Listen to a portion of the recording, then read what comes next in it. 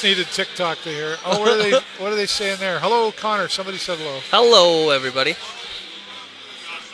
think that was probably Carl. Carl, hello, Carl. What was that? Are you Are what? you XRP holder?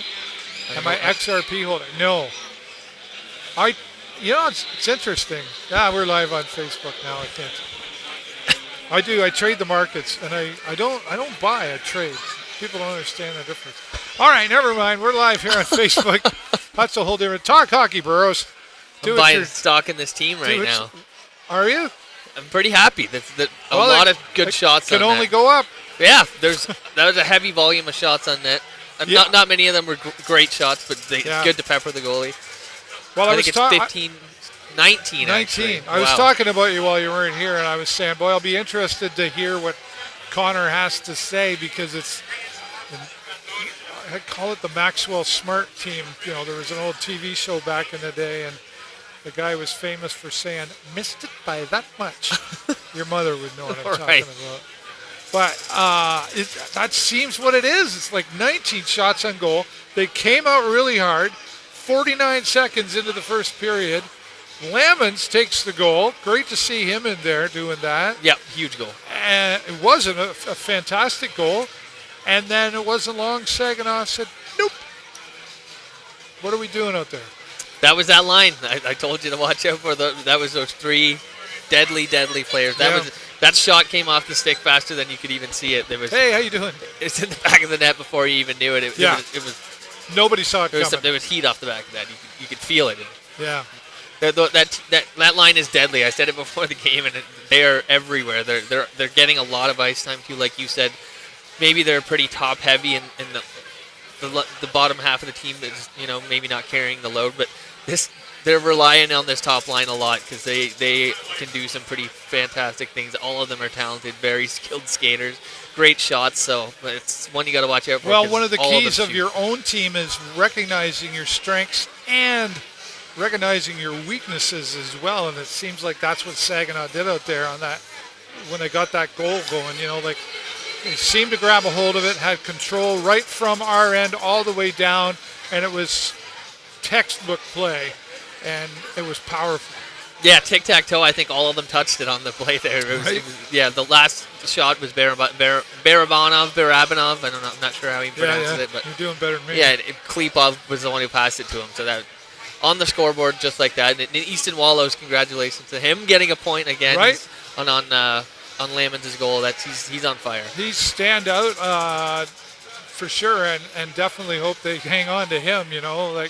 This is also that key point in time, too, where never mind the playoffs just for a moment. You talk about the players out there. A lot of them are looking at maybe, do I like being here? Do I see any positive things happening come into the next season? What are my other opportunities that will be out there? And those conversations, I'm sure, happen a lot. I don't know if they happen more when you're down this low or more when you're way at the top. Yeah, the dust is still settling from that NCAA deal as well. This offseason is going to be the first year where everyone kind of gets a feel for how the season went.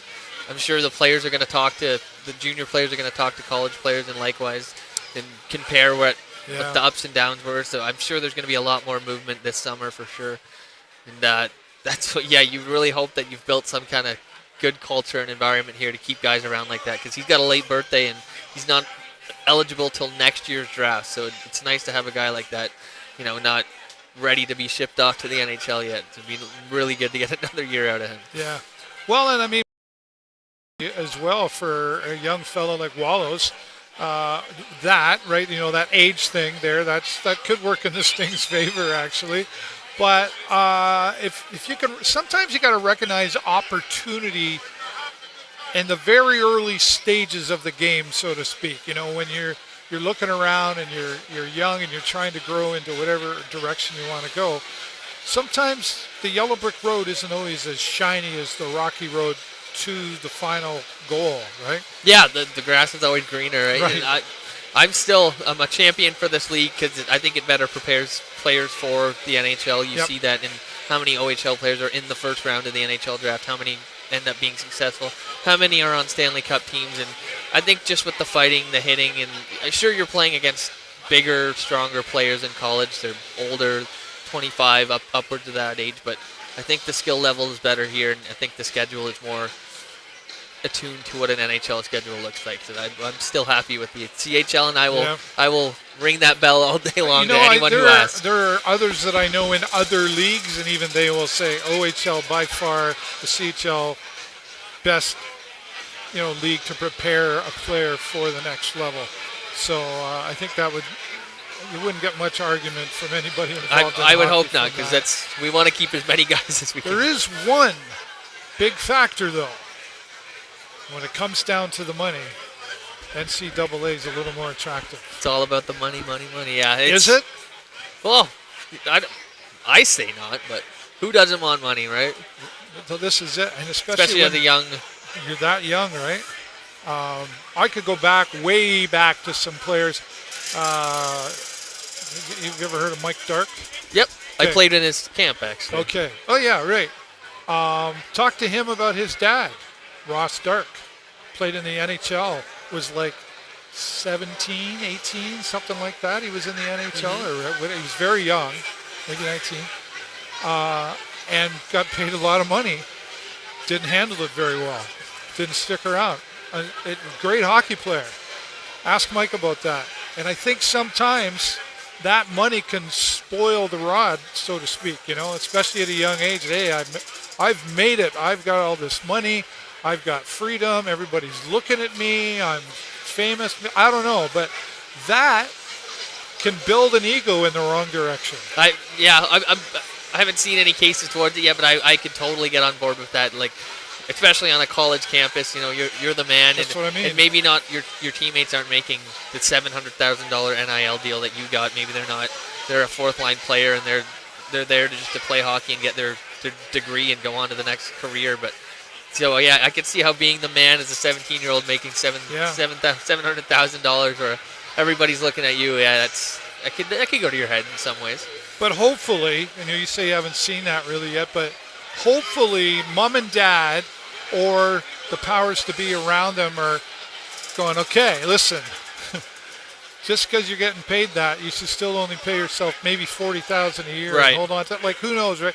There's a guidance issue that goes on there as well. I mean, we talk about hockey all the time, but the business side of hockey, great players come and go, and those types of things can get in the way of what the original goal was. We can forget, especially men.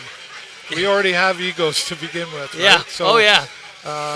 Anyway, I know that there's a lot around the OHL as well and CHL that helps with that guides them along the way of, making sure that you're growing the proper way and taking care of those kind of things. There's a lot of assistance around, and I think that's something else that makes the CHL stand out.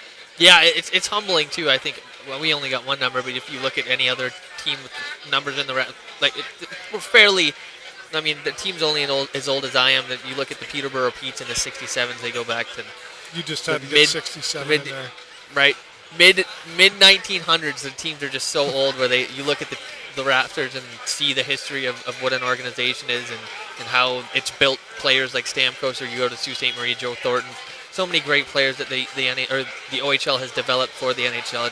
I think that means something, and when you come into a place like any OHL franchise, you're proud to play there and you're proud to wear the logo on your jersey. I would hope anyway.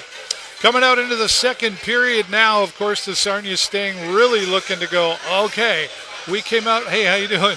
We came out here, I have no idea who that is. Me neither. We came out in the first period really, really strong, and now we need to continue that on, push forward and push through to make the second period really count. I know there's a third period, Connor, but the Sarnia Sting have had a hard time getting through the second period, and then they get to the third period, and that's when things sometimes get turned on, and then it's just too little too late. Yeah, you almost don't want to go up at this point because they play the best when they're down. So maybe just stay down for a little bit and then turn on the Jets in the last little bit. Come out in the first period and fake it. I don't know. But it would be awesome to see another 19 shots on net. Just keep the goalie moving, pepper them. move the defense around as much as you can. Keep the puck in their zone as much as keep it out of the offensive zone, because as soon as that Zilkin, Barabanov, and Klipov line is out there, it's they're lights out. And keep it out of the corners. We were earlier in the season, we always talked about losing the battles in the corners. We seem to turn that around, but what I was seeing out there, we were losing those battles in the corner right now. Yeah, they're getting out muscled a little bit. I think it comes with just sometimes it's a little lackadaisical. Like, you get the shots on net, but you're kind of expecting to win the puck, and you go in the corner, and I don't have to fight for it. It's just a little bit of the lackadaisical. Get in there and make your presence known, because there's some decent sized bodies out there. Well, the point I was talking about you behind your back on TikTok was when I saw the pushing and shoving, and I'm like, I can hear Connor going, just hit him. Just come on. I know you were looking for it. You're like, come on, do it right now. Timing is everything in a fight, I think. Yeah. There's a time to go, let it go, and there's another time to go, you know what? I wasn't really gonna, but here I am. Let's go. I don't know that the first period, if that had happened, it would change the tone, but would it have set it in the right direction? But maybe not. Maybe for the crowd, for sure. It gets people into it early. Forget the crowd. Right. It's more of a third period tactic where you're pulling out all stops to get what you need. But I'm happy with that. If you don't even have there's a legal thing in this game called hitting, so if you can put someone on their butt, it's someone down. Just don't do it dirty. I think the Saginaw Spirit were looking to have that happen. There was definitely a lot of instigating going on out there, pushing and shoving, and I thought for a moment we might have gone with it, but then it was that's where the leadership shows up sometimes too and goes, come on, not now, let's go. Yeah. And I think that was what happened. Peer pressure. Right. Never get pressured into a fight. Yeah. Only do it on your own terms. That's right. That's my piece of advice. I predict we see one. Yeah, I can see that. Yeah, totally. Like we said, very highly penalized teams. They're scrappy and ready to go. But see, then I'm just the guy too, though, Connor, and I'm not against the fighting. I'm just not. I'm excited about it as you are, but I sometimes it's just like just play hockey. Can we afford that out there right now? Not right now. No. If it comes down to if we're 5-1, pull it out and do it, because you want to show some kind of fight. But right now it is just play hockey. Keep getting as many shots as you can, and don't step out of line, because that's exactly what they want you to do. You need to get ahead, but I really think against Saginaw, who's just as hungry, if not hungrier, for holding on to their spot.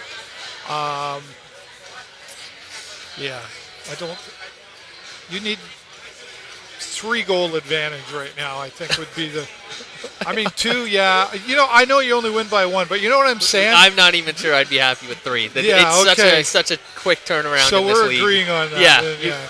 You got to put it on. Put it on hard. Yeah. And never get complacent. We've seen teams winning 7-1. This team. Right. Earlier this year and last year. Please don't go to overtime, right? Oh, jeez.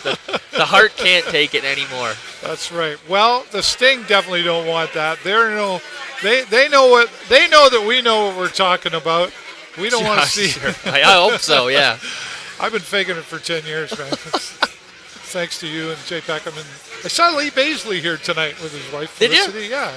So, good. They have been in a lot of tournaments. Yeah, that's right. Yeah, their kid gets to go. There you go. Friend of yours? Yeah. Yeah, okay. Trying to distract him. All right, they're back out on the ice. We better let you go. Say hi to your friend. And Facebook, we're still here on TikTok. Come and say hi to us. Post-game press conference coming up tonight at the end of the game. Thanks, Hughes Intelligence. Thanks, Joe's Discount Tire. And thanks to